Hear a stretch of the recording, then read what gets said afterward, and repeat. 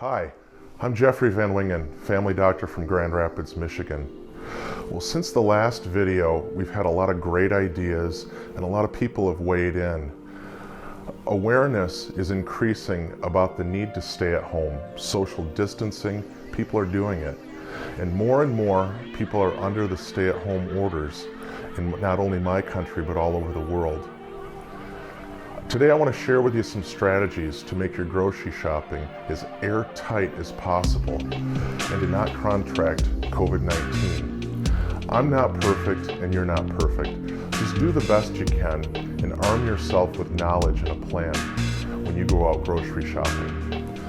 This may seem consuming or unnecessary, but in a time where our world is turned upside down on the front side of the pandemic, we're going to be accused of doing too much. But on the back side, we'll often be accused of not doing enough. Now, when we begin here, I want to share with you the data that we have from the National Institute of Health that in their laboratory they found that COVID-19 was detected on plastic and metal for up to 3 days and on cardboard for up to 1 day. Now, I want you to see this as a worst case scenario. Viral particles degrade with time. Today, as we deal with groceries, I want to use the analogy of imagining that there might be a bit of glitter on groceries as you bring them into your home. And our goal at the end of this is to not have any glitter in our house, on our hands, and especially not our face. And with that, knowing that that glitter dissolves with time and also dissolves with the use of things like sanitizer or soap, we're going to talk about how we can bring groceries into our home without any possibility, or the best possibility that we can, of not contracting COVID-19. And I want you to see your house as a fortress, and our goal is to not bring that in or to have it sustain in our house. So on that note, our house is not a sterile field, and we're not trying to make it. We're just mitigating the COVID-19. Now, consider this with the 3 days maximum, and consider leaving your non-perishable foods in a place where you can come back to them later, at a doorstop or in your garage or even your car. But the perishables that need to be refrigerated need to be brought in. But the dry goods and the cans, maybe we could leave those out and make this airtight. Now, for the foods that you need to bring in, we're going to deal with those today, and also some of the non-perishables, because you may need those sooner than the 3 days. And I want to consider dirty versus clean. This could be considered dirty, potentially contaminated with some of that glitter, and this could be considered clean. And at the end, we're going to get the wrappings out and wipe this down with sanitizer. Now, when it comes to sanitizer, I'm going to defer to the Centers for Disease Control. They've got a great website that's going to give you all the ideas about what you can use for sanitizer. And I also want to say before we begin that I don't want you to fear your food. This is not a foodborne illness, but the majority of COVID-19 is contracted out in the community when people gather together and when those respiratory droplets are shared. And it is conceivable that those respiratory droplets could land on things like plastic and metal or cardboard and be brought from our hands up to our face. So I don't want to discount the basics, but I want to make this as airtight as we can be. There's been a number of great ideas that I've seen, and for instance, the vegetables. We're going to talk about how we're going to deal with them. Perhaps you could bring them in the refrigerator and just leave them for that 1 day, considering that they are porous, and they could just sit on an area in your refrigerator that you could come back to in a day or so. But we're also going to show about how you could wash them. Now, you'll see here that I have plastic bags, and plastic bags can be thrown away or recycled, but cloth bags, what I might recommend is that you just let them sit outside your home or in an area off to the side for a day or so. Perhaps you could even launder them. But whatever you do with them, try not to leave them in the high-use areas of your home after they've been to the grocery store. Now, the most important thing is to stay at home. Go out only if you must. Social distance at least 6 feet. And do the best you can with these tips to aggressively reduce your risk of contracting COVID-19 in this pandemic, the likes of which we've not seen in our lifetimes. For groceries, I think it's wise to use a delivery service if you can. Pay up front, avoid giving cash tips, and instruct the person delivering to leave the groceries at your door. And this is not only about you, but it's also about that delivery person that really is on the front lines. So here's some tips though, if you do need to go to the grocery store. Don't go unless you must. Send younger family members.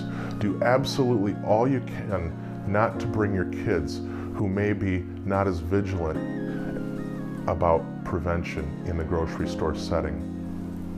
Pay with plastic if you can. Get up to 2 weeks of groceries if you can, so that you minimize your need to go back to the grocery store. Before you go to the grocery store, make a plan. Make a list to decrease your time in the store. And while in the store, commit to buy. Don't read labels. If you pick something up, commit to buy that so that you're not putting your hands on things that are going to be lingering on the shelf. As far as masks, there was news just today that the Centers for Disease Control is considering recommending wearing masks when we go out. Decrease your tendency to touch your face. That's the most important thing that a mask can do. It's going to teach us to not be touching our face. And it can also decrease the risk that you'll give others the illness if you show up to the grocery store and are asymptomatic and yet you have COVID-19. And on that note, don't go to the store if you have any respiratory illness symptoms like cough, a fever, or shortness of breath. And when you're at the store, maintain social distancing. Practice not touching your face and wash your hands if you can, or do bring sanitizer to sanitize your hands after you've dealt with getting your groceries. So let's deal with some of these groceries here. And I'm not going to sanitize this surface immediately before I deal with the groceries because it's my home, and I don't consider my home to be spreading COVID-19. But it's okay that the other microbiome is going to be existing on my home as it always does. I'm going to saturate a paper towel. In essence, I'm going to make this about what we would get with a disinfectant wipe. And as I do move back and forth on these groceries, I'm just getting a bit of hand sanitizer on that. And I'm not going to wash my hands before I deal with the dirty side, but I'm definitely going to wash my hands before I engage with the clean side here. And again, this is just doing the best you can. So with things that are encased in hardy plastic, it's reasonable to wipe them down. And again, we're trying to mitigate that worst case scenario here. Now, with bagged items, I could certainly wipe them down, but I could also use a technique to put these foods right into storage. And in doing so, I'm not having to worry about this packaging here. With canned goods, I think it's certainly reasonable to just give them a wipe down as I'm dealing with my groceries here.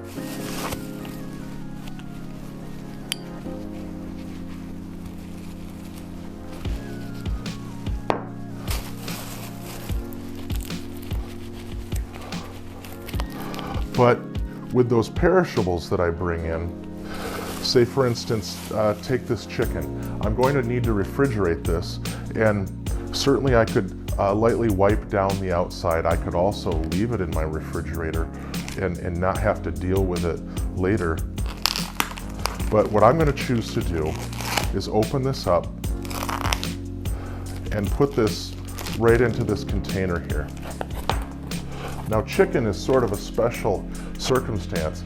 Chicken can pass along salmonella, so I'm definitely going to wash my hands after I've dealt with the chicken. And while I'm doing that, I want to talk about sterile technique. Sterile technique is something that we use in the medical field to make sure that we don't give any illness to our patients as we perform things like surgery. And these techniques that I'm sharing with you today are kind of an adaptation of that sterile technique. And again, you're not going to be perfect as you do this, and perhaps my sterile technique isn't perfect either, but again, we're just doing the best you can. Now, as I deal with this frozen pizza, I don't want to deal with the cardboard here, but I know that inside this frozen food is going to be wrapped with plastic. And I'm just going to dump it onto the table and consider this clean, because no human hands have touched this for several days in all likelihood. And I want to address the freezer. And while we don't have any data to go on, other coronavirus species have been stable for extended periods of time in frozen situations. In fact, microbiologists will store viruses in the freezer. So I think in the interest of making this airtight, don't just put your frozen foods in the freezer assuming that you're safe. Now, I'm going to use the same technique with this box of cereal, knowing that the cereal is wrapped in plastic, and I'm just going to dump that out without touching the bag. And lastly, I've got some fruits and vegetables here.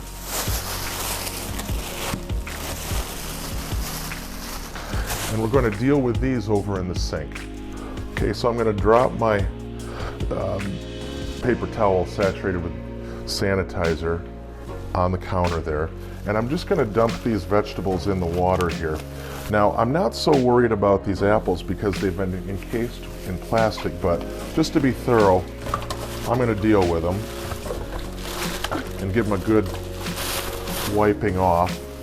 Same with the tomatoes here that I grabbed off the pile of tomatoes off the produce section. And I'm going to put my plastic here. Now, this is considered dirty.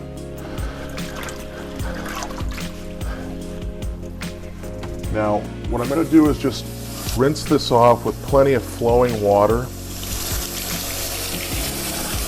And since the last video, I've had the opportunity to consult with some experts from Michigan State University, the Department of Microbiology and Food Science, and I just want to give a shout out to those folks. They've been invaluable through this process.